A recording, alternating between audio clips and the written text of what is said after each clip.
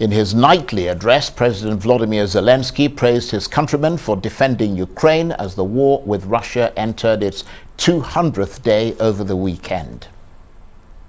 All those, the military, who defended Mariupol and Azovstal, liberated Kiev, Zhytomyr, Chernihiv, Sumy regions, Bucha, Irpin, Borodyanka, Vorzhel, Gostomel, Makariv, Akhturka, Sumy, and now Balaklia, Izium, Kupiansk. Dear Ukrainian people, today is 200 days of our resistance, our struggle, our national war, for freedom, for independence, for the right to be. In these 200 days, we have achieved a lot, but the most important, and therefore the most difficult, is ahead, and I want to dedicate this appeal to those who are ahead and who has the hardest time now, because they are doing the most important thing. That is, of course, the Ukrainian President Volodymyr Zelensky there. In a moment, we'll be crossing live to Kyiv and speak to Arise correspondent John Gambrell, who's waiting to talk to us there. But worth noting that, as we heard there, the Ukrainian offensive in the north particularly is resulting in Kyiv recapturing village after village there, and has seen Russian soldiers, as we heard those people saying, withdrawing.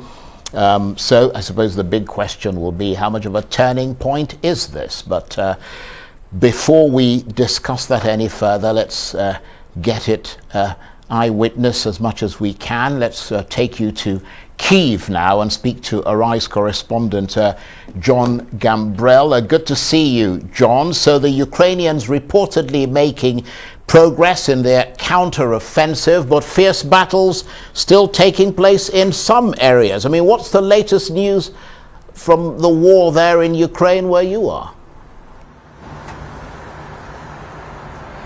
Charles, it's been a very dramatic several days here in Ukraine, and it's all started around the Kharkiv area. You'll remember this is the second largest city in Ukraine and has been the scene of many Russian rocket attacks as this war has gone on since February. In the last several days, though, the battle has changed. Instead of these static front lines, we've seen the Ukrainians be able to push through the Russian lines there and begin to take cities, towns, and villages all around this area. The Ukrainians say they've even been able to push the Russians back over the border in some parts of this area, and this is incredibly significant. It really changes the whole flow of the war so far. The first real big success that Ukrainians had in the war is when they stopped the Russian advance on Kyiv at the start of the war back in February. Now analysts say this is something just on the par with that they've been able to punch through and now hold an area that has been described by the British military is twice the size of Greater London. That is a huge territory. And also to note that the Russians, since April, have not been able to take that much territory over the months of fighting. It really shows a change, but I have to caveat that there's a lot we don't know. We don't know exactly what losses the Ukrainians are suffering. All we've seen so far is just the video they've put out showing smiling soldiers waving the flag over different towns and cities. And we also don't know exactly what the Russians are going to do. The Russians have described falling back to be able to take a better defensive position. So we're waiting to see if the Russians are going to launch a counter-offensive to try to blunt this Ukrainian advance. Yes, that's a very good point you make there. But nevertheless, in light of the Ukrainian reporting of these gains on the battlefield, what's been the trigger for this apparent turnaround? What really seems to have done it is basically over the last couple of months, you may remember back in the summer we were talking about the fact that the Ukrainians planned a counteroffensive in the south around Kherson. That's a city that's been crucial that the Russians took sort of towards the start of the war and that the Ukrainians have been wanting to take back. The Ukrainians moved down a lot of weapons, material, and troops there and began pushing a couple of weeks ago. Now the fighting down there has been really bloody and intense. The Ukrainians say that they have made advances, but the advances have been slow, and there's sort of an understanding that there have been a lot of wounded and killed, although the Ukrainians are saying that they will not release any casualty figures until the end of the conflict. So as the Russians began to pull down troops around Kherson to try to reinforce that line against that Ukrainian assault, it appears the Ukrainians saw an opportunity up around Kharkiv to push forward. And what we've seemed to have seen is that Russians in general seem to have fallen back and left behind armored personnel carriers, tanks, weaponry, ammunition, and all sorts of kit in a lot of these areas. Now, I do have to caution, though, that there are pockets of Russian soldiers that are still fighting back. We have seen some dramatic footage today, helmet cam footage from one Ukrainian Special Forces outfit that just showed troops there running through a forest, firing assault rifles and machine guns at a Russian armored vehicle. That vehicle overturned, and the Ukrainians able to neutralize those who were inside.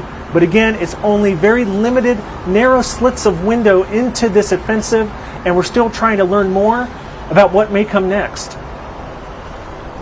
Well, absolutely, and that's one point that it remains unclear how the Russians might try to stem the tide of this Ukrainian advance. But nevertheless, following this Ukrainian offensive, their recapture of village after village, Russian soldiers seen withdrawing. I mean, what's your assessment? Are we seeing a turning point in this war?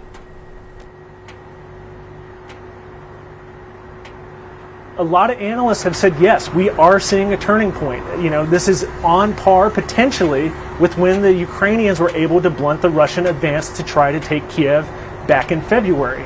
If the Ukrainians can continue to take the advantage, to hold the territory that they do hold now, and continue to push, that will put real pressure on the Russians. Now, we also have seen a lot of question marks around Kherson. Will the Ukrainians be able to push further there? We also don't understand exactly what the Russians are going to be able to do. You got to remember, this whole war started because President Vladimir Putin said that he wanted to take back Donetsk and Luhansk, these two areas in the east. Now, today, we understand that the Ukrainians may have even taken a village in Donetsk. This is still not 100% confirmed, and the Ukrainian military hasn't said this, but it would seem as though the Ukrainians are pushing even into this territory that Putin said that he wanted from the start of the war. Now, Russia has not said that it's willing to negotiate. The Ukrainians have said they're not willing to negotiate, particularly after Russia launched missiles at a power plant in Kharkiv, sort of in response to this offensive, knocking out power to Kharkiv and other areas around there. With Zelensky taking a hard line and Putin taking a hard line, it's unclear if there could be any sort of negotiated settlement at this point. But one thing to note, even on Russian state television over the last couple of days, we've heard more and more people start to acknowledge that the Ukrainians necessarily have a right to exist, that the Ukrainians have a right to speak their own language. This is stuff that the Russians were never saying at the start of the war, and it goes to show even in state television in Russia, there's a growing acknowledgement that things are starting to change in the Ukrainians' favor. Very interesting indeed. John, thank you very much. John Gambrell is the AP correspondent, and he was talking to me there from the Ukrainian capital, Kyiv.